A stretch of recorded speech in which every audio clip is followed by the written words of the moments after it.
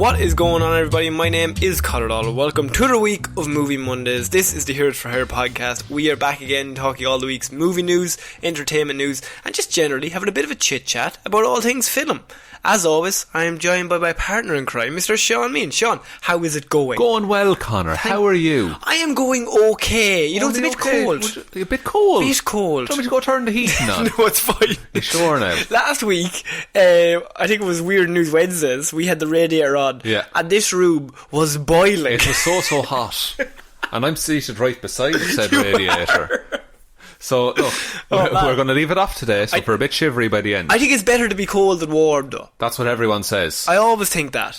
I do always think, and it's lucky for me, I'm in Ireland, so I live don't have a choice in the matter. Live in a constant state of cold. So this is Movie Monday, Sean. We have a few massive stories this week.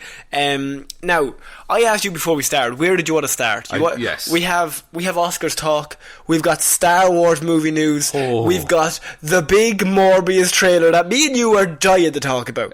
Or undying to talk about. Oh, very good. Thank you. And we're finished. It's not going to get better, lads. It's downhill from here. But then you said you would like to start off with the Oscars. Yeah, I think it's an easier ease into the week of news. It's a nice easy ease in, and also we know the most about every movie ever made. Specifically, like, critically popular movies. Critically popular and better movies. Yes. So I said we'll start off with the Oscars because I think I would really like to have your opinion on who do you think is going to win, and then I'm going to put all of my life savings on those winners. Excellent. At some sort of betting shop. You could win €10. Or lose my life. It's up in the air at the minute. Anything could happen. So the Oscars are coming up, Sean, and the big news coming out of the biggest Oscar news week is that Joker got 11 nominations. Seems like a lot. Now, you famously are the biggest fan of Joker. Now, I want to come straight out before we start getting into this. I love Joker, you know what I mean? I absolutely love it, and I think it deserves all the plot. It can do no wrong as far as you're concerned. Jesus Christ. Oh, man. I think Joaquin Phoenix deserves the nod. Give the man an upwards nod. How are you going? Give the man a nomination. Yeah. Every other award that's been given, take it away. Really? Everything else? Yes. What's it up for? It's up for 11 nods. Well, now it could be like, I think it's best design, best costume and design, achievement in cinematography, direction, best picture, director, best actor, and then a lot more other random things, right? But we're going to start off with best. Do you want to go best picture or do you want to go actors first? Let's do best picture, because I think I've seen very little movies in this list anyway. Okay. Best picture. So our nominations are The Irishman, Little Women, Marriage Story, 1917, Joker, Jojo Rabbit, Parasite, Once Upon a Time in Hollywood, and Ford vs Ferrari. Okay. Have you seen any of those movies? Yes, I've seen some of those. Okay. I haven't seen Jojo Rabbit yet, actually, which I'm still Me and you about. are still very much wanting to see that. Yeah, I think we're scheduled for that. Scheduled in for that. I don't think it's a bad list of films. Parasite's meant to be amazing, but I don't know that get a proper release here. It hasn't got a proper release here anyway. No, not yet. Because I would have seen it because I love the guy who directed it. No, it's not out here because what happens is they release it in America for the Oscars. And it doesn't come out here until probably March. Yeah. I don't actually have an exact release date, but normally it's about 2 months after or a month and a half. That's why we only got Jojo Rabbit at the start of this month. I think it was Jojo Rabbit came out here. It was the 5th of January or something like that. Something like that. So it was only like 2 weeks ago. Yeah. So The Irishman, 3 hours long shot. I know you've seen it. It's on Netflix. Does it deserve Best Picture? Not really. No, I don't think so. It's a decent story, but I think it was too hyped around, we've de-aged all these A-list actors. Isn't it weird, right, that, like, Marvel, I know we're a comic book show mostly, and I don't really want to get into that niche where it's like, we should nominate Avengers Endgame. I don't think so. Yeah. Because that's an end of 23 movies. You can't nominate 23 movies. You can only have one. Yeah, absolutely. But I think the technology that The Irishman used, like Marvel have been using that and perfecting that for a few years now. Yeah. With Robert Downey Jr. and... Except on Michael Douglas's face, which I'm convinced just doesn't work with de-aging. He's looked the same for his whole life. But like Sam Jackson in Captain Marvel, like they have been really perfecting that, and it's weird that the Irishman has Scorsese, it's got Pacino, it's got Joe Pesci. Anytime those names are tied to a film, it's Oscars. And then you also have technological Marvel along with Scorsese. The way they did the like tracking or the facial tracking in The Irishman is unreal, because what they did is they captured light data. Yeah. But you can't just shine lights at every angle on a person's face. So what they did was they had infrared lights shining that the regular camera can't see. Right. And then on each side of the regular camera, there's infrared cameras. So they get all of the light and tracking data from that, and then just slap it on top of the regular camera footage. That is so fascinating. So the actors don't have to wear little dots on their faces or anything like that. Is that like, this is so weird, but when you were talking about, I just thought of LA Noire. Kind of like that, yeah. Now they probably had the old facial recognition that they used for them. Yeah, which is the same kind of stuff that they perfected with like Planet of the Apes and things like that Andy Serkis could move his face and an ape would do the same thing. But like technologically, the way The Irishman is made, really good. The result isn't perfect. Yeah, I think something similar can be said about 1917. Yeah, which I think, from everything I've read and I've seen, is just, it's an amazingly shot movie, and it's probably groundbreaking in how it does things. Yeah, but as a story, it's probably not the best movie. Probably by the numbers as a war movie. But in comparison to even like the other nominees, like if you're going to nominate these movies, they have to be against each other. Yeah. And so you can say 1917, The Irishman, technological marvels, but do they hold up with the story side as well, as much as the other movies? Yeah, I think that's a fair, I suppose, like bar. Yeah. To set, like they have to be as good as each other. Well, or better. what do you put more value on, like the story or a technological marvel in a movie? Yeah, because I think if you place the value on a technological marvel, then like all CGI movies, like, there's never been a full CGI movie that's won a Best Picture. You know, Beowulf. I stand corrected. Sorry, I know you didn't think of it, but Beowulf. But yeah, I think they'll go on to death about how comic book movies are killing cinema. But if something gets nominated because it did a clever camera trick, then I don't think that's a fair critique of comic book movies. You also have Little Women, which I'm sure is great.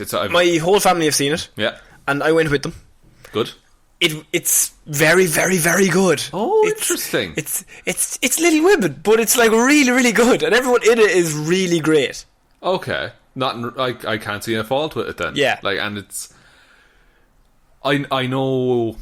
A lot of people have read Little Women, I think. Now, whether it was on their own or in school that they were made to read it, but I think a lot of people just have a lot of, I suppose, memories and affection for that going in. So I think if that wins, that'll be a good winner, solid winner. Greta Gerwig, Saoirse Ronan. Yeah, it's got Florence Pugh, it's got Emma Watson. It's got a very strong cast. Very strong cast, and we know it's a good story. Like, it's one of the most famous stories of all time. You also have Marriage Story, which Adam Driver and ScarJo are in it. I don't know which one is most favoured to win it. Parasite is probably second on everyone's list in regards to, like, I think from everything I've seen about Parasite is like, this is an amazing movie. Yeah. But probably your people are like, that's an amazing movie, but I prefer this one, kind of thing. I get you. I would now, just like for the sheer how good it would be, I'd love Parasite to win. But it's there are genres in here that we don't see a lot of the time in Best Picture. Like, Parasite is like thriller bordering on horror, I would say. You have Jojo Rabbit, that's a comedy. It's a comedy about Hitler. Yeah, made by Taika Waititi. Like, you couldn't, if you had told me a year ago that would be in the Oscars. Yeah, it's very weird. Like, that got nominated for 6 nominations, I think. That's unreal. Like. Yeah. You also have Once Upon a Time in Hollywood of Ford versus Ferrari. Haven't seen Ford versus Ferrari. You seen Once Upon a Time in Hollywood? No. Have you not? No. I wasn't really? Interested at all. Tarantino. Yeah, and there was a time when I was like, if Tarantino was bringing out a new film, I was like, oh, aces, I'll go watch it. Yeah. But this one, I didn't. I didn't have any drive to go watch it. I don't think Jojo Rabbit's going to win. No. I don't think... I really fucking hope Joker doesn't win. Really, really hoping. Yeah, Joker for Best Picture is a weird one. It's... What? Like, I don't understand. I can see Joaquin getting the Best Actor. Like, I have no issue with him being nominated as Best Actor. Because he did a great job in it. He is the best part of that movie by a country mile. Yeah. But the movie itself is not that good. It's fine. Like, it's see, I was thinking about this, is like, if you analyse it as a movie, like if you analyse it as a movie critic, then you see the flaws. If you do surface level watching this movie, then it's a great movie. Yeah, but and I still think it's good. I still think it's grand. Yeah, like, I'm not saying... I think it's a movie... The problem with it is, right, is it's like... You can have a grand movie, but during the grand movie, it keeps telling you how smart it is during the movie and how dumb you are if you don't get how good this is. Yeah. And I don't really like that aspect of it. So it's kind of like... It's a grand movie raised up by Joaquin Phoenix, basically, because Joaquin Phoenix is one of the best actors in the world. Yeah, and by good cinematography as well. And by good cinematography. And so it looks great, and the lead actor, who the movie is named after and is basically in every single scene, is killing it. Yeah. But the actual story driving it is pointless, and I don't really care. The original ending would have been better. Oh, absolutely. So much so. So I really hope Joker doesn't win. I think... Do you think they'd give it to Tarantino for Once Upon a Time? I don't know. I don't think so. I'd like to see Little Women win I think Little Women could have it. Because Greta didn't get nominated for Best Director, and we're going to get to that, but I really want Little Women to win if she didn't get nominated for that. But Todd Phillips did. Oh, we are coming to that. Okay. We are coming to that. Irishman, I don't think so. I think it's between Marriage Story, Little Women, and maybe Parasite. Yeah, I think that's a fair trio. And I think... We haven't looked at any odds or anything for no, this, by the we're way. just kind of going off the top of our heads. Yeah, what we think. I would like to see Little Women in it. Okay, so Best Actress... in a supporting role, we have Laura Dern for Marriage Story, Margot Robbie for Bombshell, Kathy Bates for Richard Jewell, Florence Pugh for Little Women, and Scarlett Johansson for Jojo Rabbit. Okay. Do you have any of those? Who's your favourite out of that in regards to just as an actress? As an actress, there's Laura Dern, Margot Robbie, Kathy Bates, Florence Pugh, Scarlett Johansson. They're all great, though. That's the thing. It's a very strong year in all categories except for Joker. But like, Florence Pugh is great. Kathy Bates has been like acting the shit out of it for decades, decades and decades. Like in The Waterboy, of course. Waterboy. But I just think she's like a great example of an actress who's just been working the whole time. Yeah. You know? And never gives less than 8 out of 10. Yeah. Like, she just kills it. Laura Dern is great. And I now, from what I've seen of Marriage Story, Scarlett Johansson is very good in it. Yes. I think Marriage Story is very similar to, actually, it's probably a better version of Joker. I don't mean that in a derogatory. I mean, the performances of ScarJo and Adam Driver probably drive the movie to be a lot better. I think the story itself is good. Yeah. But they are amazing in it, so it's kind of just like, oh, it's an amazing movie. It's amazing performances. Yeah, I think if you cast good actors, it's going to raise up most movies. It's like Bradley Cooper and Jennifer Lawrence in the movie Silver Linings Playbook. Yeah. Like, that's a movie that is, I think, very clever and it's good, but those two are amazing in it, so it is raised. Exactly, yeah. I think, yeah.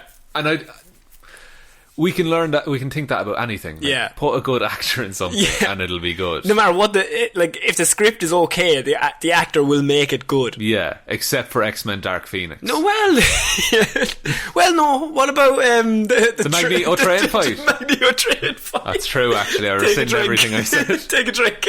We brought up the Magneto train fight. I think I'd like to see Kathy Bates with it. I was surprised Florence Pugh got in for Little Women, but I think ScarJo might take it. I think she might have it for Jojo Rabbit, or sorry, for Marriage Story.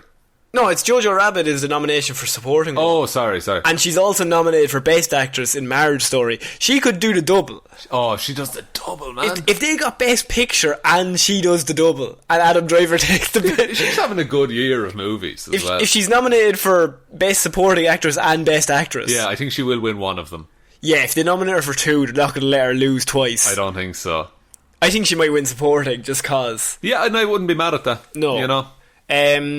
So, Best Actor in a Supporting Role, we have Brad Pitt in Once Upon a Time in Hollywood, Al Pacino in The Irishman. I think Al Pacino's the worst part of The Irishman, so I don't. Like Joe Pesci's great. Yeah, like, give it to Joe, if you're going to give it to one of them. Oh, Joey. Joe Pesci is also nominated for The Irishman, sorry. Excellent, okay. Anthony Hopkins for The Two Popes, and Tom Hanks for A Beautiful Day in the Neighbourhood. Okay. So you have Brad Pitt, Al Pacino, Tom Hanks, Anthony Hopkins, Joe Pesci.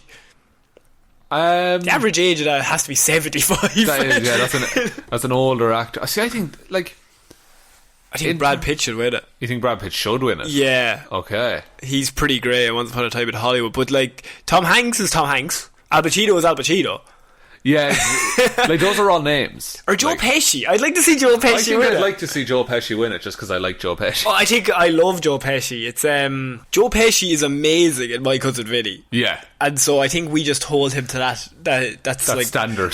He's always great. He's always going to be great. Lethal Weapon 4, he's amazing. Home Alone.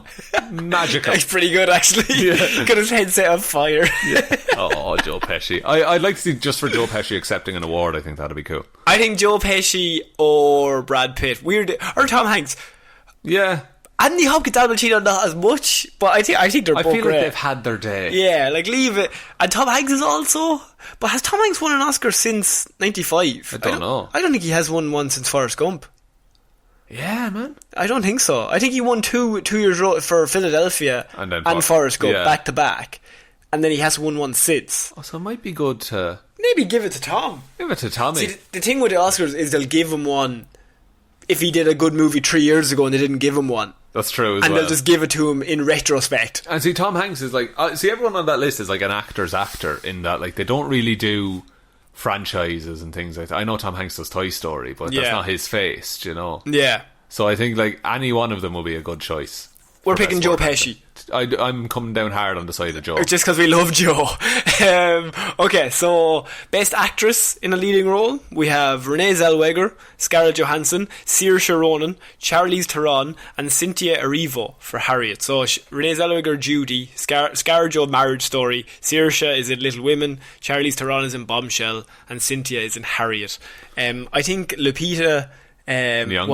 was robbed from us. Absolute robbery has occurred here. Like, was it just they didn't want to include another Jordan Peele thing? I think the movie came out too early, and it didn't have the recency bias that everything else has. Exactly. I think when did Us come out? February, January. Yeah, it was a springtime thing. Like if Us came out in October. Yeah, I think that would be smack bang in the middle of all these nominations. Absolutely. But recency bias is a big thing. I think you could probably take one of them out and put Lupita in, and nobody would bat an eyelid. And just I don't be think anyone would complain. She's the best part of that whole movie. Yeah, and she's unreal in it. Also, Saoirse Ronan is how you pronounce it. Just to get so that they have to say the name on stage. Saoirse. Yeah. Actually, me and you are the people to come to. Yeah. This is the podcast to listen to. This is the one special skill we have that we know that it's pronounced Saoirse. Yeah, I'd like to see Saoirse win just because she's from down the road. Yeah. I don't know if she will. I think they'll give it to ScarJo. If we have ScarJo in for Best Supporting, I don't think she'll do the double. Although it would be cool to do. It would be class if she did. It would just be cool if she had both of them. Yeah. And then she also just brought a Black Widow next month. It's like the best actress in the world is in a comic book movie. 2-time Academy Award winner in the past 2 1 months. year. Yeah. I don't think that's ever happened before. I don't know. Like I know movies have won, but I don't think as an actress you've been in 2 separate movies. I don't think anyone's done the double yet. And done the double. They could we're now thinking about it like as a TV show. You could give her the double. Oh, absolutely, like for the drama of it. For like a wrestling perspective, like you could rig it so she wins the double. Scarlet 2 belts. ScarJo 2 belts could work.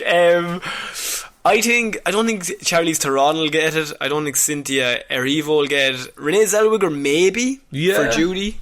It's Judy Garland. Yeah, that could. She's meant to be spectacular in it. I haven't seen it, but she is meant to be amazing in that. Right. Has she won one before? Renee Zellweger? Yeah. I don't know. I don't think so. For Chicago or something like that? Probably not. I don't know. Bridget Jones' Diary 3. Oh, the greatest movie of all time. Ed Sheeran's in it. He's wearing an Italia 90 jersey. Big Ed. I think... Let's go Saoirse Ronan. I'm going to say Saoirse just for the Irish. But also ScarJo for the double. So what did it do? Either of those two I'll be happy. Although if Scarlett just win supporting actress, then we want Saoirse to win best actor. Okay, right. And best actor in a leading role, we have Joaquin Phoenix for Joker, Adam Driver for Marriage Story, Antonio Banderas for Pain and Glory, Jonathan Pryce for The Two Popes, and Leonardo DiCaprio for Once Upon a Time in Hollywood. A strong year in all categories. Very strong year. See, I'd love for Adam Driver to have an Oscar. Because he's not going to get it for Star Wars. But he was the best part of Star Wars. He got my Hero of the Year. Yeah. So, like, in a film sense, surely that means he's... Adam Sandler, I think, definitely should feel a bit robbed here. What was he in? He was in that movie that's like over 95%. Did you not see the tweet that he sent to Kathy Bates? No. And it was basically the two of them. He was like, Mama, I tried, I didn't get nominated. And she's like, don't worry, boy. It was pretty great. That's so cute. I think Joaquin Phoenix might get it. I actually wouldn't be against Joaquin Phoenix getting it. No, I think he did a really good job. Yeah. And I think he's a good actor. But I think it would be a shame for Joaquin Phoenix's Best Actor award to come from Joker when he's had so many other amazing performances.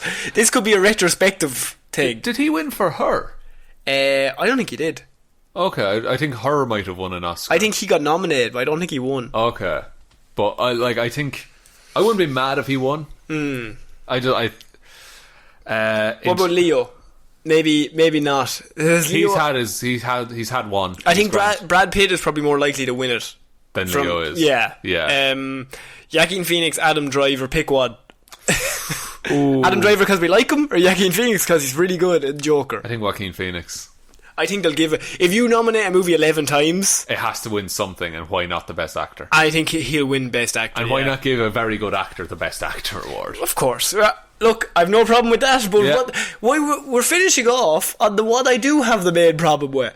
Interesting. Best Director. Oh boy. No women nominated. Greta Gerwig. Yeah.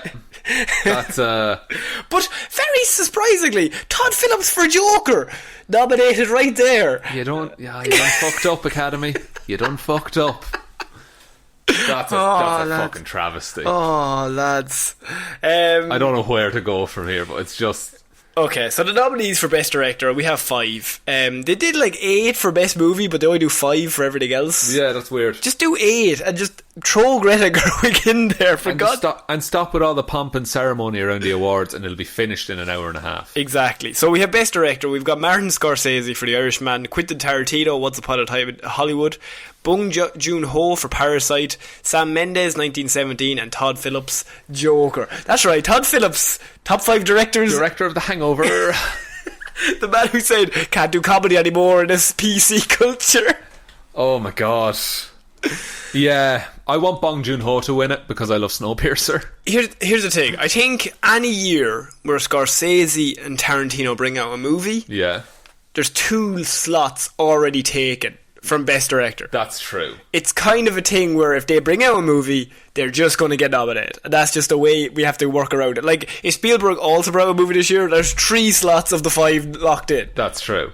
But at the same time... I think there were other good movies. They're very well directed movies. Some better directed maybe than Joker.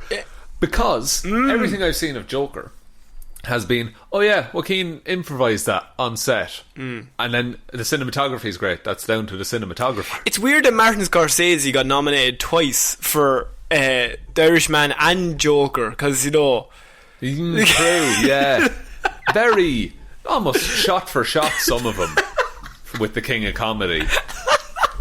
I seen that tweet. I was like, that's so fucking good. Yeah. Someone was like, congrats to Scorsese for getting nominated twice in 5 slots.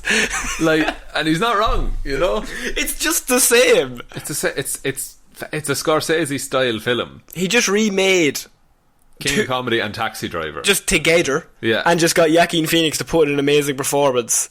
Which he was going to do anyway. Yeah. And then you roll off the back of that to the best director. He's going to walk in. I'd give him best director for the laugh. If Todd Phillips wins that, it's going to be war. And you like Joker. I do like Joker, but I don't think it's the best director. He's the weakest part of that movie. Yeah, I don't think he's the best director of the year. No, not in any way. I wouldn't even put him in top 10. No, like maybe it's because I don't like him. Yeah, as a human. Yeah, he does come across as not a very likable man, and it's hard for us to do these predictions without bringing personal bias into it. Yeah, but no, this podcast is built on personal bias and vendettas. Yeah.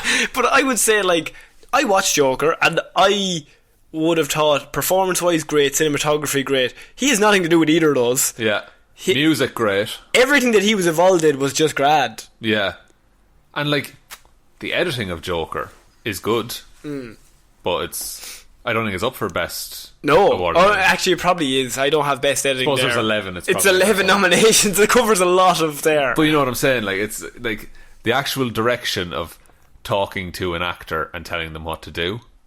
Yeah, I don't think that's the best part of Joker. I think it's the performance that Joaquin was going to give anyway. And I think it stands out so much more, not to bring it up, but the fact that Todd Phillips is nominated and Greta Gerwig for Little Women is not. Yeah, is probably the most fascinating thing. See, is it a case of if you're sexism? Yes, yes, of course, and also that if your film is in 10 categories, you have to be nominated in Best Direction, because if that's the case, it should be an 8 slot. Yeah, award. You can't just give it to him. But then why was it nominated for 10 slots? Yeah, is the question. It's the fact that and it's going to be hailed as comic book movies are Oscar worthy. I'm worried that this will be told you, this is comic book movies from now on. You got to do dark, and you got to do just this little thing. Yeah, or this is how we get respect. Or are they pandering and if they all like comic books? If we put a comic book movie in the Oscars, then it'll. But the Joker isn't really a comic book. It's not at all. No. And if you wanted to do that, you would put Endgame in for something. I really thought actually RDJ would get a nomination for supporting actor. Yeah. Up until even a few months ago, I was I think he might sneak it just because it's his last movie, and as we said, retrospectively they go back and give you one, and he's been in 7 or 8 of those 23 movies. Yeah. I think I really thought they were going to give him one because he's really, really good in Endgame. He's great in it, but it's a comic book movie, so it doesn't get nominated. Yeah, the fact that it's now I don't think Marvel care. No, they own 90% of movies. They own 90% of the Academy, probably. Yeah, but it is weird that there's not even a little, tip of the cap to, well done. Actually, you know what I thought? Knives Out. I really thought Rian Johnson could have got nominated for Best Director. You love Knives Out. I think Knives Out is really, really good, and it looks great. It's down for Best Original Screenplay, which I really think they should win. Yeah. But as an ensemble, what about Joker? I think that is down. Yeah, could be. That's down for Best Original Screenplay as well. But I think Knives Out is a really good ensemble, so I don't think you could give an individual award unless you gave it to maybe Daniel Craig for his detective, but I think it's a very strong best actor, so I was like, oh, that's fair enough. But Rian Johnson as a director, I think it would be very funny to bring out The Last Jedi and then win best director. No one could argue with you. And just fuck you. Now we talked in Weird News Wednesday last week about a woman predicting the future with asparagus. Yes. She predicted that the youngest Oscar winner ever would be hailed as a great actor. Oh, I have not seen let me just do the best actor again. Brad Pitt, Al Pacino, Tom Hanks, Anthony Hopkins, Joe Pesci. Now, could be the youngest ever. I mean, the de-aging technology. Okay, so she did say youngest ever, not to bring weird news into Movie Mondays, but she did. So hang on. Best actress: Laura Dern, Margot Robbie, Kathy Bates, Florence Pugh, ScarJo. There's no 14-year-olds anywhere. She's been wrong. She's wrong. We'll confirm this on Weird News Wednesday. We'll bring this up. But I just want to make that entirely clear now. I forgot about that. That psychics aren't real. Alright, there's no need to get aggressive. I'll get what I want to get. So who's your pick for Best Director? We've talked about Joker, but I'm not talking about Joker anymore. Yeah. Okay, we're done. I'm going to say Bong Joon-ho because I've seen the behind the scenes of Parasite and it's fucking unreal. Everything in there they built. I think Scorsese, probably not. As we said, The Irishman is great. He is Scorsese though. But then Netflix movies have to be serious contenders for Oscars. Yeah. So that's a good, like, if he wins, that's a good precedent to set. See, once again, then I think they might give it to him because he's Scorsese, and that's a good precedent to set. Yes. But also, I don't think they'll give it to Sam Mendes for 1917, as I know cinematography-wise, I know it's perfectly shot, and he probably did an amazing job, but I think, will they bring that into the fact that they're like, you did a great job as director, but story-wise, it's probably not as strong as other movies. I don't know what the best director like criteria is. Yeah. You know, I'd love to see the survey page that they send to the Academy. I would like to see it go to Bong Joon-ho, but I think they'll probably give it to Scorsese. Okay. Or Tarantino. Or Todd Phillips. No, don't. If Todd Phillips wins, what are you going to do? Not do this show ever again. Really? There's no point. Oh, man. There's no point. Film means nothing. Art is dead. Bo Burnham was right. Art is dead. Oh man, my vote is for Bong Joon-ho. I thought you were going to say my vote is for Todd Phillips. My vote is for Bo Burnham. I vote for Todd Phillips so I can have a week off. Okay, we're moving on from the Oscars now, and we're moving on to a movie that was voted. This is a surprise because the reviews for Doolittle have come in, Sean. Interesting. And reviews have Doolittle as the first worst movie of the year. Hasn't even come out yet, has it? It hasn't come out here. It arrives in Irish cinemas on February 17th. And normally I wouldn't cover this, but we were very much looking forward to Doolittle. That cast! It's an amazing... It's got everybody, right? But we heard about the behind the scenes on Doolittle. Oh yeah, the director's a maniac. Director's a lunatic. Please retell that story. Just the director, he didn't want to plan anything. He was just like, oh look, we'll run through this. We'll wing it. We'll run through this, and they can just add the animals in post. And then the special effects guy was like, no, like, you want me to coordinate a polar bear and a chimpanzee talking around Robert Downey Jr. while you just improvise. And there was one day he was watching a cut and he punched through an 8K monitor. Yeah. And just screamed that the goose wasn't on screen. The goose wasn't on screen. So apparently he's not the nicest man. Did he have a racist dog? I think he had a racist dog on set. So this is all speculation. Yeah, Vulture reportedly, allegedly. Vulture's review describe it as anti-cinema, and somehow I thought you were going to say anti-Semitic. It is a racist dog. Anti-cinema, and somehow both frantic and lifeless at the same time. That is scathing. Yeah, it has 13% on Rotten Tomatoes, but we don't normally go off Rotten Tomatoes. No, but because it's a good overview. 13% is not great. If you have 50%, that's okay. That's solid. Yeah. Do you know Bad Boys 3? Bad Boys 4 Life. Yes. Bad Boys has like a 50, or no, I think it was a 75 tomato. What?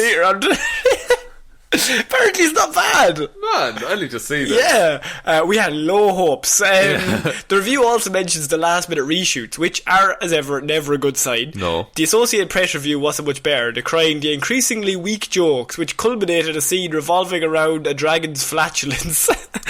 Oh no. I think we need to remember this is a kids' movie. Yeah. But also, the AV Club's review says that it reeks of after-the-fact punch-up prompted by negative test audience feedback and comes with a confused, sweaty, zigzag approach to storytelling. So it just doesn't know where the fuck it's going for the whole film. This is his first... this is Robert Downey Jr.'s probably first fail since 2008 then. Maybe, yeah.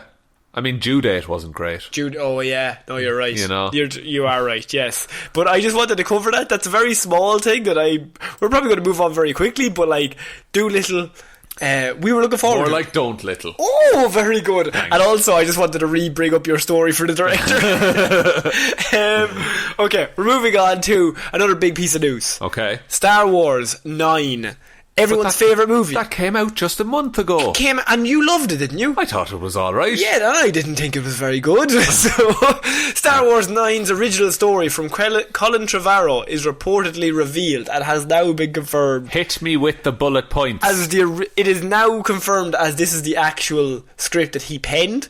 Now, some background is that Colin Trevorrow was on to direct Star Wars 9. Yes. Originally it was JJ, then Rian Johnson. Actually, no. Originally it was JJ, then Josh Trank, then Trevorrow. Then they got rid of Josh Trank, brought in Rian Johnson. So then it was JJ, Rian Johnson, Trevorrow. Then Trevorrow left because he did a script, and they were like, "Nah." And he was like, "Fuck you." Yeah, and they just did Jurassic World 17 or something. Yeah. And then they brought back in JJ to cover up. So he reportedly wrote this whole script. This is prior to Carrie Fisher's death.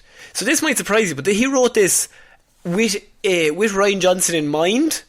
And he went off what had happened in number 8. Now I know I intentionally stayed away from this story during the week so that you could... It's a bold strategy to go off what happened in the last movie in a trilogy. And not just rewrite everything. Not just rewrite it, just kind of go and say, you did that. Okay, I can kind of work with that. I can build off of this. I can build off that rather than no-handing you. Right? So Snoke is back alive. So Snoke is back, and main thing is, this is written, as I said, 2016, right? Mm-hmm. So the playlist has spent some time digging into Star Wars 9 development and has learned all about Trevorrow's Star Wars 9, which was called Duel of the Fates.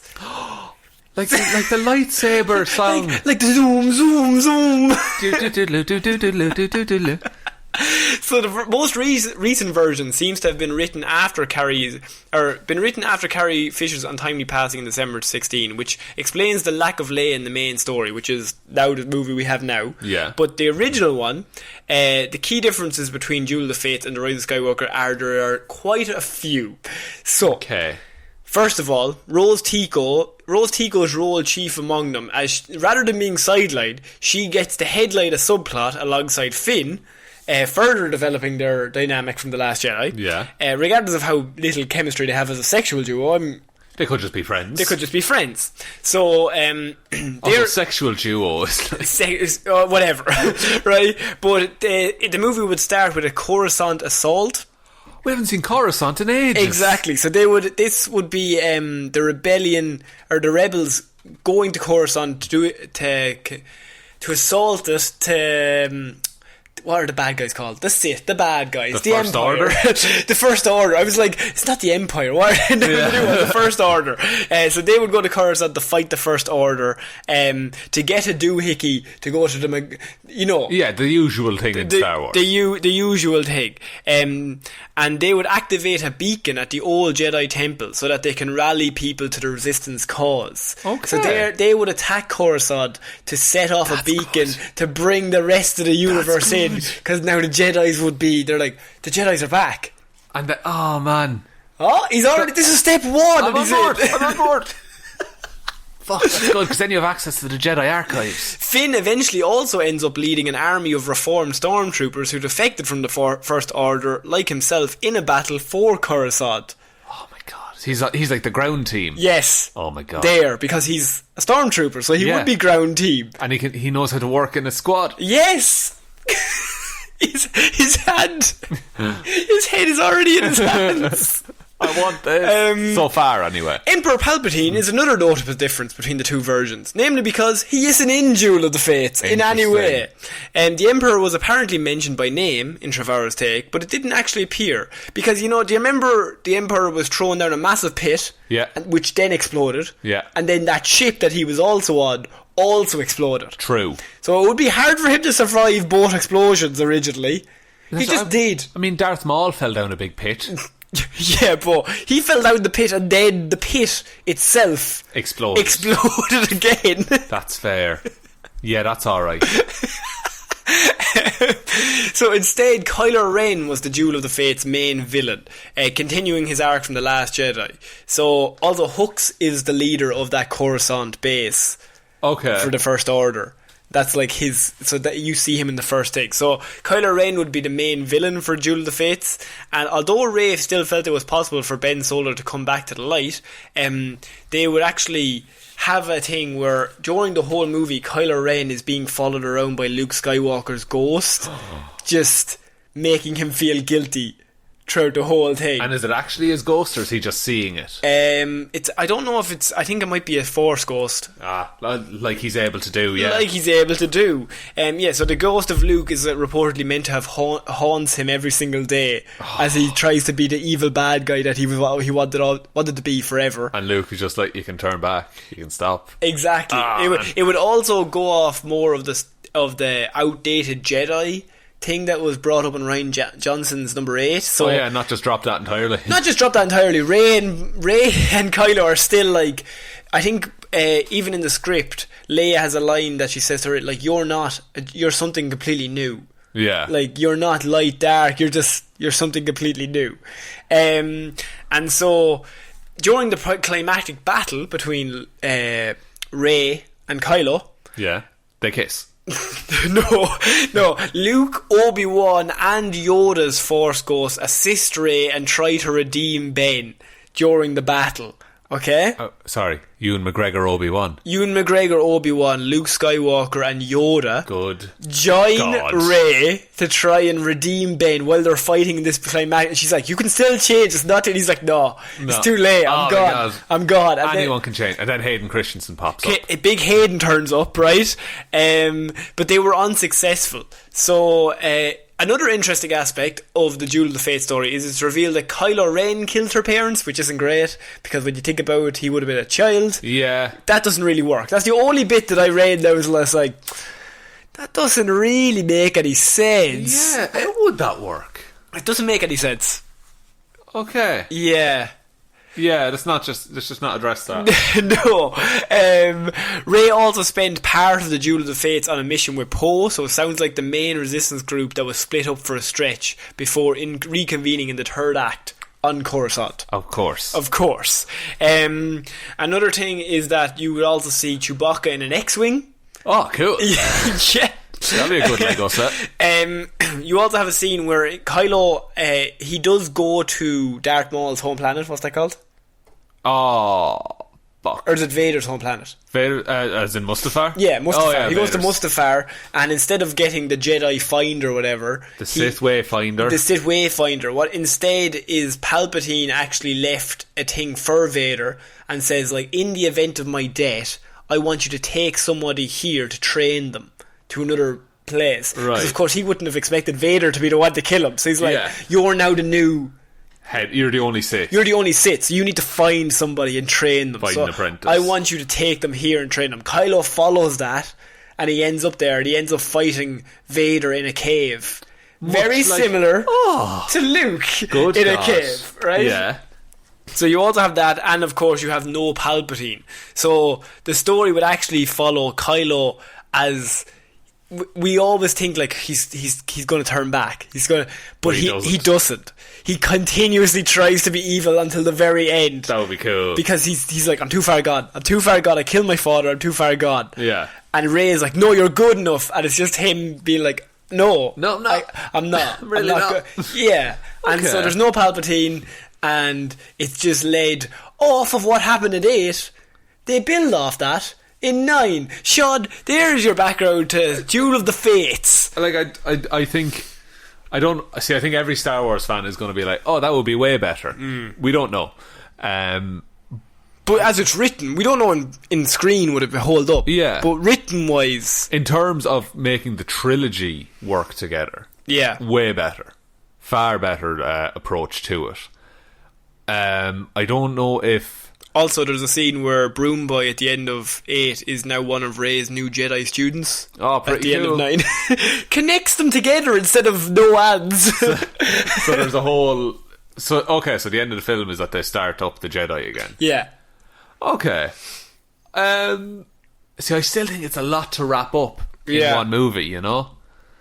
Like it all like unless you do a time skip. Oh, and obviously Rey is nobody in this. Fine. Like, there's no Palpatine, so Rey is nobody. That's grand. That's how because it was. I actually prefer that. Yeah. So Rey, people were using that as an out to be like, that's why she's so powerful. She's a Palpatine.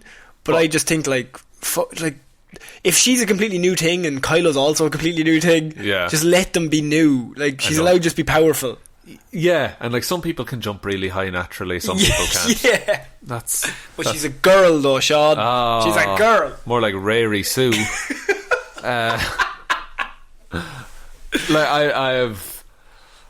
I'd be interested to see that script. You know, I think that could be adapted in a comic at some point in the future. Yes. That they'll just be like, oh, what if this happened? And then I read that script, and I know I probably told it very badly there. I was just like throwing facts at you there. Yeah, but like I got the gist of it. Yeah, but like the gist is that this movie, if as it's written, it definitely is a better trilogy. Yes. If this movie comes out, even just if it follows word for word what happens in this as a story, I think it's more cohesive than what we got. Yeah. I think it would have less fan service, which can be a good and bad thing depending on, like, fan service is good, too much fan service is seen as a bad thing, but I think they used fan service to cover up plot holes, really, in 9. A bit, yeah. And there was a lot more a lot of 9 was, oh no, but you know, like, so no, that's not what we meant. You misread the situation, guys. It's hard to go from Force Awakens to The Last Jedi and then back to essentially Force Awakens. Yes. So to go from, you know, Force Awakens, most people liked. Last Jedi, people were mixed on, and then Rise of Skywalker. Like, if it was Duel of the Fates, then I think it would be a lot more like on the level with the other movies. I also think Duel of the Fates is a way cooler name. Absolutely. If you're going to continue the theme of Kylo and Rey fighting, but they're both grey. Yeah. It's a duel of the fates between the two of them. You play that song when they're fighting. Oh, it's a whole thing, Sean. They had the song in the trailer, Connor. They had the song in the trailer and they didn't use it. But what about Palpatine on a big crane? It's just like, and also Darth Maul is like, what was it? The double. You could have a double lightsaber reference with Darth Maul. Still have that. Rey builds her own lightsaber. That's a staff lightsaber in the original Trevorrow script as well. Yeah, because she is very good with a staff. Logically, you would build a staff. Yes, and then she comes out. She's ready to face Kylo. They have a classic Star Wars look at each other from across the room and ignite their lightsabers. Yeah, Rey holds hers out like Darth Maul does, and gets 2 blades, and then Duel of the Fates starts playing. And see, there's your fan service. Yeah. People, fuck. You're getting madder. Like, I still don't hate the Rise of Skywalker. I can never remember the fucking name. It's really sad though for the last 2 movies that everybody who brings it up has to go, I don't hate it. Yeah. Like, I like Star Wars. I think it's an interesting world.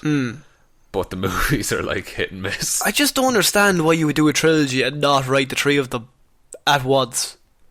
Right, bullet point. We said it in our review. I cannot understand that. And so, even this, right? And this is probably not the best movie they could have done. No. For 9, right? But even just the script itself from Trevorrow, it's been confirmed that this is his script. Yeah. This is clearly him and Rian Johnson working together. Exactly. To build a better universe. That at least there's a flow between the movies, and not like someone. I saw a tweet this week, and it's like, just remember, as a writer, you might get frustrated at times, you might struggle, but just remember, there was a multi-million-dollar movie where the entire plot was somehow Palpatine's back. After he fell down a pit, and then the ship that the pit was on blew up. Exploded, in space.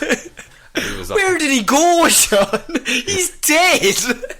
Transferred his consciousness. Of course, he's real strong. Yeah. He was so weak on that crane. Of course you would. You were in double explosions. Look, I think there was a fan service thing. JJ was like, the fans will like Hang this. on. That's the very first scene and sets up the whole plot. Yeah. That's the only bit. He got confused. Yeah. I think this movie is probably not even the best number 9 you could have gotten, but it's definitely a lot better than the 9 we got. It's more coherent. Coherence counts for a lot. Less shiny things, more coherence, more good things, leads to a stronger overall viewing experience, I think. I think that's fair to say. Yeah. Finishing off this week, Sean. Morbius, the living vampire. We've had the teaser trailer. It has come out. It has indeed. I have been waiting years for this trailer. Since it was announced. Me and you we're in a very peculiar position here, okay? Yes, because anytime anything related to Morbius, Mr. Jared Leto, anytime that comes up, it's always the hottest topic of the pod. We even have a segment called Jared Leto News. We do indeed. And there's no jingle, I just scream it. But at the same time, top of your lungs. At the top of my lungs. You have to turn it down and post. It's a nightmare. But at the same time, a lot of people still don't know why we have Jared Leto news. Like, I was talking to a guy during the week, and he said, "Did you see the Morbius trailer?" And I said, "Oh, I did. Yeah, I'm not that big on Jared or whatever." And he went, "Why? I think it looks really good." But he didn't know why I was like, it's Jared though. It's Jared. Yeah. So Sean, very quickly, in a very succinct way, could you please, we I don't want to impress you, but we get 1 or 2 new listeners, I would say every year, every 6 months at least, right? Yeah. That someone drops in. So not really, for long, mind you. No. Very quickly they leave. But very quickly, could you just fill us all in why Jared Leto news exists here on the pod, and why I think from the very first episode did we stamp our flags and Jared's a bit smelly. Jared has a history and a track record career of being like he's been in some good movies, but he's by all accounts a fucking nightmare to work with and be around on set. While filming Suicide Squad, he sent to use condoms and bullets and a dead pig to his fellow cast. Yeah. While he was on Blade Runner, he pretended to be blind and made people guide him around. But I think that's easy to say. But when you get actually into the nitty, like if you were in your work and you arrived, and somebody had sent you a used condom in the mail, one of your co-workers, that's not a great work environment. No, you could get someone in a lot of trouble for that. But he's the Joker though, he's wacky, right? The one that got me was either Blade Runner, but the other one is the read through at Suicide Squad, because he's the Joker and he's real edgy, he's gruesome, but he said to use bullets and he said to use condoms, okay? And he didn't show up to the read through. He didn't show up to the read through, and everyone's kind of like, where's Jared? He's so cool, he's meant to be the best actor in the world, he just won an Oscar for Dallas Buyers Club. Where is he? And so then Jared's assistant turns up, drops a dead pig's head on the table and says, the Joker sends his regards.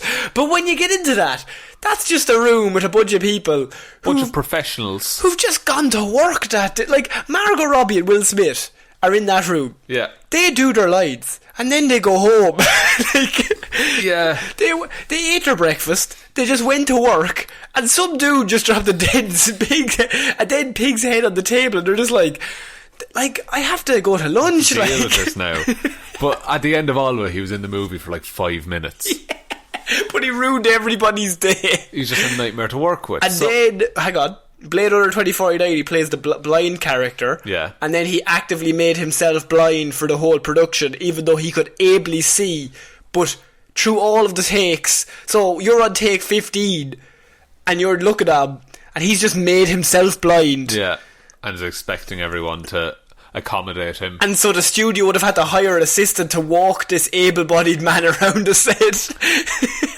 He's a fucking edgy prick. He's an actor's actor, Sean. He's the greatest actor in the world. No, I don't think so. He might take himself... Not if this trailer has anything to say about it. He might take himself a little too seriously. So moving on to Morbius.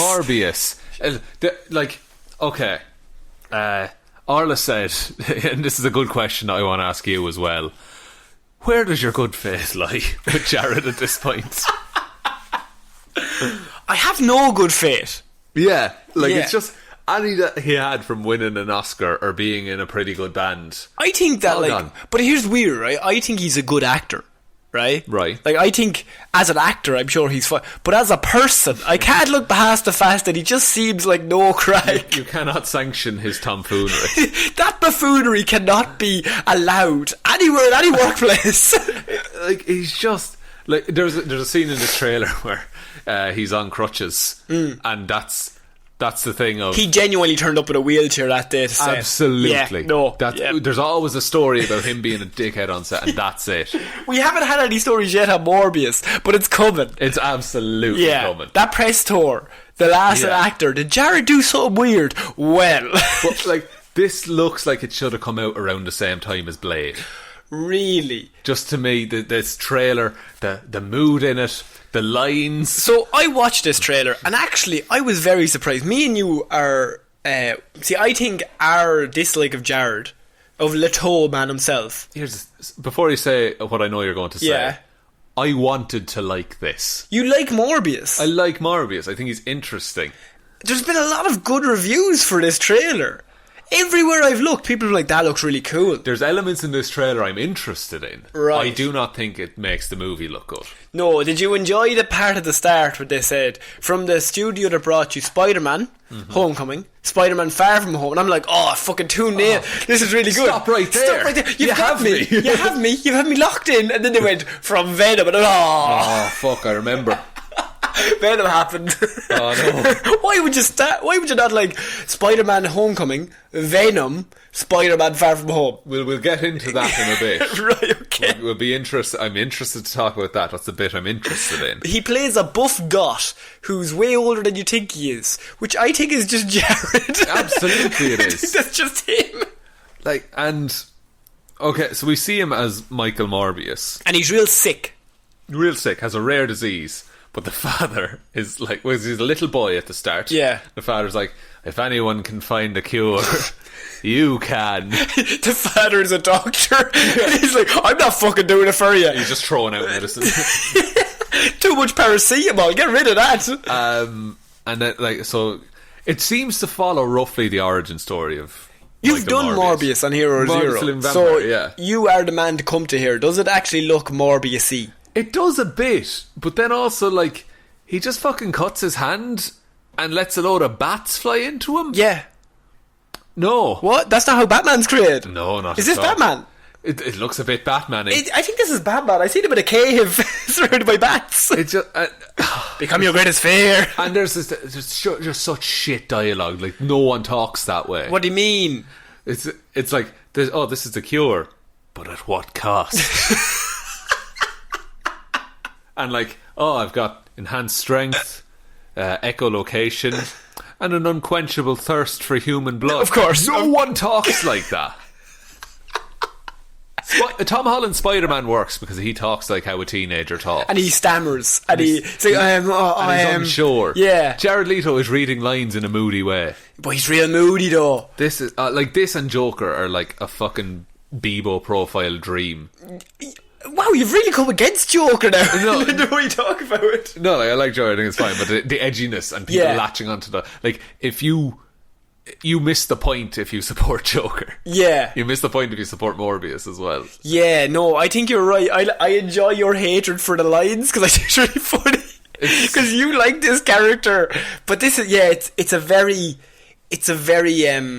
Blade Runner 2-esque. I got... he's sick. Then I have Venom, ? And then I said, a lovely blue tint on some shots. Very blue tint. Very blue tint. I would have gone with red myself. Because he's blood. Vampire-y. Also, the vampire effect looks pretty shit. You think? Yeah. So we'll get to that. We'll get to that. Yeah.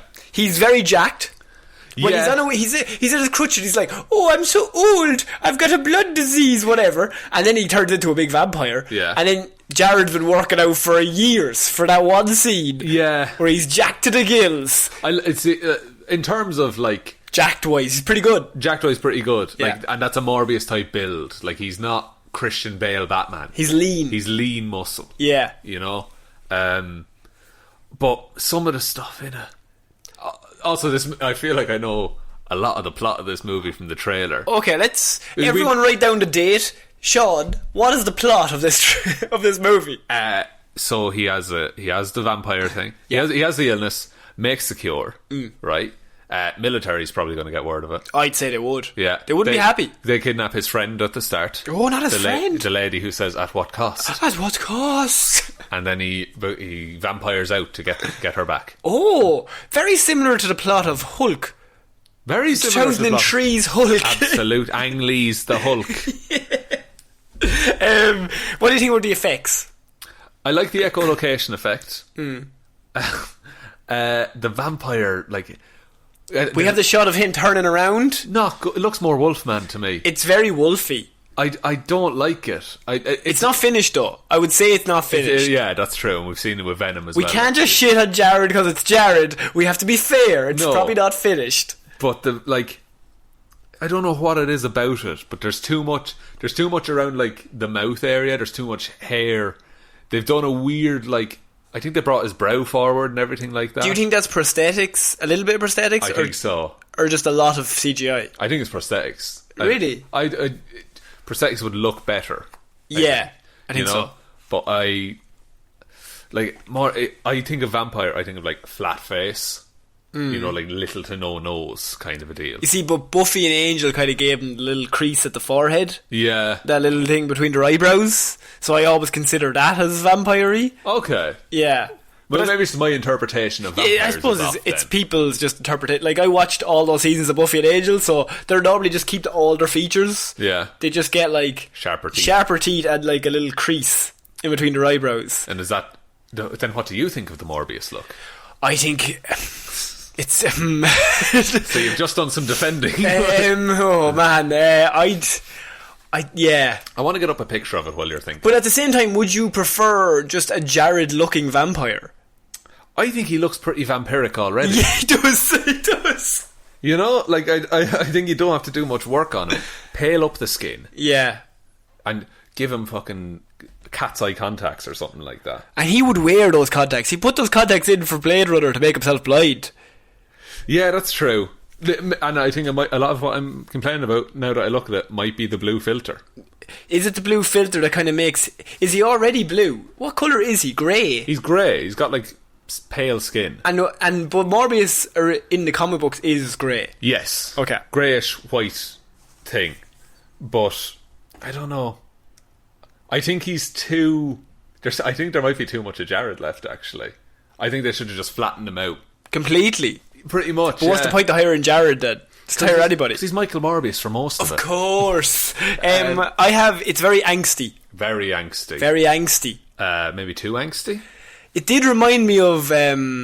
If it could just have an Evanescence tune playing over this, someone do this exact same trailer, but play Evanescence. Bring Me to Life. Bring Me to Life. Oh, 2003 classic. Evanescence, Bring Me to Life over this. I love Amy Lee, love Evanescence. Yeah, who doesn't? But it does remind me of angstiness. Yeah, absolutely. I feel like this is the movie that the kid on Windows Movie Maker recuts.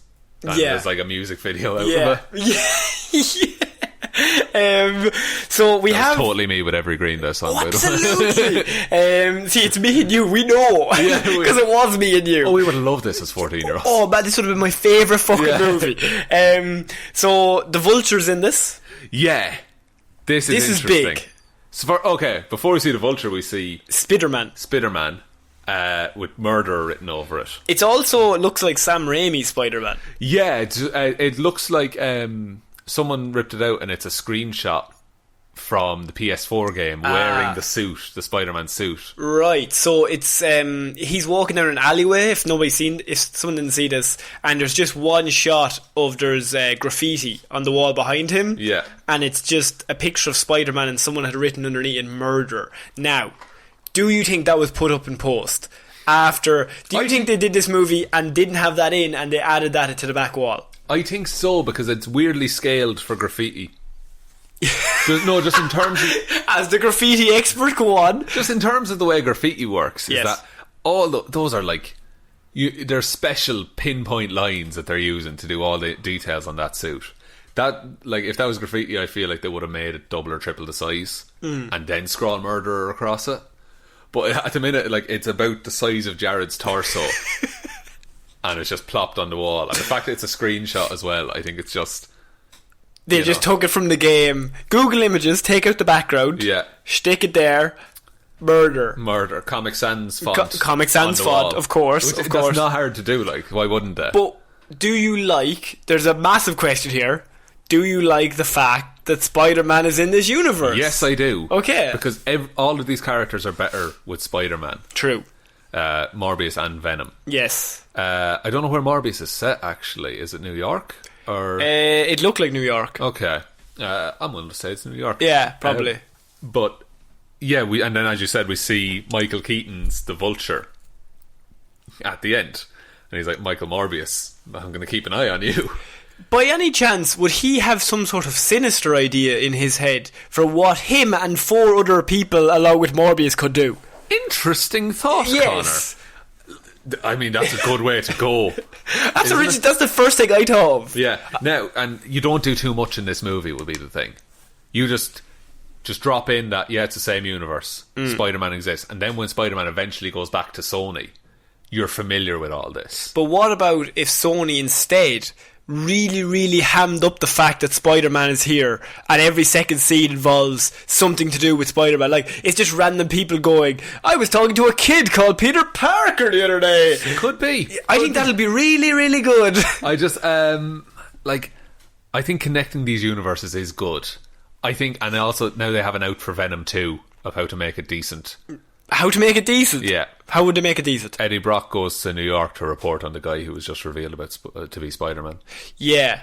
And now he's in New York, and now he can fight Carnage or whatever in New York. Or Spider-Man. Or Spider-Man. You know? I just think it's... Or Morbius. Like, and now you have a universe that's tied and connected together. And that's good. That's great. And you have... Even if you build this up, and then you build Venom up, and then later on you have another movie where you introduce 2 more characters. Yeah. Suddenly you have a Sinister Six somewhere down the line. Spider-Man 3 or Spider-Man 4. Yeah. He's against the whole Sinister Six. Yeah. And don't give the Sinister Six a movie each. No. Either. You know? Like, I know Mysterio's probably dead, but you got the Shocker. You do. So that's 3. There's 3. Who's left? Doc Ock, they haven't done. Doc Ock, they haven't done him. Electro. Doc Ock could just be in Spider-Man 3. Yeah, could be. I wouldn't even care if he just showed up. You know? Like, I don't think we need an origin for Doc Ock. You don't need... if you've seen them before, you don't need an origin. Yeah. Like Green Goblin. Do we need an origin for Green Goblin? See, I think Green Goblin needs to be someone. Okay. You know? Fair enough. Now, whether Norman Osborn is the mayor of New York and then becomes Green Goblin. And Hobgoblin, who's just Green Goblin, but he's like, I'll just wear yellow. Yeah. You know what? That's a nice outfit. I'll wear yellow. I'll just customise that for myself. Definitely, now. Right? They went home that weekend. They're like, you need to come up with another villain for Spider-Man. He's like, right, fuck. And it got to about Sunday evening, about 10 o'clock. He's like, I fucking forgot all about it. Oh, who do we have? Inverted the colours. Yeah. Fucking nailed this. Absolutely nailed it. I think I will see this movie just to see how far in it's tied to Spider-Man now. J.K. Simmons is on the IMDb. What? Yes. Oh, fuck. Yes. Okay. Yes. That is interesting. Okay, so it's definitely... I was waiting to drop that piece of info on you, but I waited right now. You have the best comic book casting. Yeah. You've got J.K. Simmons and Jared as Morbius, the 2 best comic book castings. So is... Oh, okay. So, are you more interested in this movie now that you know everyone else is in it? Absolutely. Yeah. Yeah, it's funny what that'll do. Isn't that interesting that they've done that to when you? You attach some credibility to a movie, I'm more interested in seeing it. But, okay, so J.K. Simmons obviously thinks Spider-Man's a menace. So if he's seen fighting, you know, a poor sick doctor who's just trying to cure himself. He's on his crutches. He's on crutches. Tom Holland just punching him out on crutches. Oh, it's going to be so interesting because we're going to see this before we see Spider-Man 3. Yes. So this is like, you know, I just want to see what's going on in Spider-Man's world, so I'll watch this for any slight access I can get to it. Is there a more massive contrast between an actor who we love, Tom Holland, yeah, and an actor who we actively don't like, Jared Leto, in the same scene? Like, there's nobody I can think of that contrast is so stark. Maybe Tom Hanks. Tom Hanks and Jared in the same movie. That could be, yeah. That could be it. Like, you just you want the best for Tom Holland. That's true. Like Chris Evans and Johnny Depp. Yeah. In a scene it's together. Like, God, punch him, Chris. Do him in. So that's the Morbius trailer. Is this a good first trailer, bad first trailer? I think it's an alright first trailer. You were against it, but the more I've told you about it, the more into it you have been. I want this movie to be good is the main thing. I don't think the trailer makes it look good, but I think there's elements there that are fine, you know? I think it has the idea of Venom to me, in that you have a tentpole actor leading a movie that is probably going to be grand. Fair. Maybe I just don't like Jared Leto. Leto. We don't like Leto, and that's the thing. Watching this whole thing, I was like, this movie could be good, but maybe we just have personal bias against the man. Yeah. But it's just because he doesn't seem like a nice human. I want it to be good. This isn't my favourite trailer. I just feel sorry for everyone else on that cast and production crew. But like, you put Jared Leto next to Michael Keaton. Michael Keaton's not taking any of that shit. Not at all. No, he has lived too much of a life to put up with you. And he's a way better actor. He'll act. He can do more acting in his face than Leto can do in his whole body. But he's ripped. He's jacked. He's so angsty and he's jacked. Oh man. Do you want to take us out, Sean? That's the end of this Movie Mondays. What a week of news. Thank you everyone very much for listening to this episode of Movie Mondays. We'll be back on Wednesday with Weird News Wednesday, Friday with Hero Zero, and next Monday with another episode of Movie Mondays. If you would like to support the show, we do have a Patreon account. It's patreon.com/Heroes for Hire podcast. Link is in the description. Big thanks to everyone who supports us over on there. It really helps out the show. If you don't want to support us over there, you just can't. The best way you can ever support the show is by telling one human being that we exist. Actually, waffles during the week. Waffles. I've been meaning to talk to you. We had a conversation now. One of our long-time listeners, New Zealand Waffles, Alexander. Yeah. He tweeted out and he said, "Hey everyone, only one person's allowed to read this. Listen to Here's for Hire." Now the funny thing about that is, I've seen that tweet, and I've also seen that tweet. Now, how many people have seen that tweet just in this room? That's 2 waffles. That's one too many. Okay.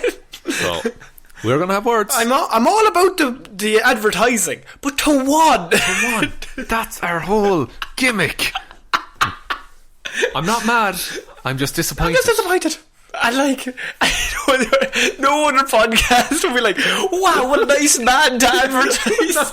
So, Waffles, we're not calling you out. Thanks for supporting us. I told them I'd call them out on the show. So yeah, that is it for another week of Movie Mondays, ladies and gentlemen. We'll be back next week, Movie Mondays. Weird News Wednesday is coming up this Wednesday, and another Hero Zero is coming up next Friday. So I've been Conor Lawler. I've been Sean Mean. And we'll see you then, guys. Bye. Bye.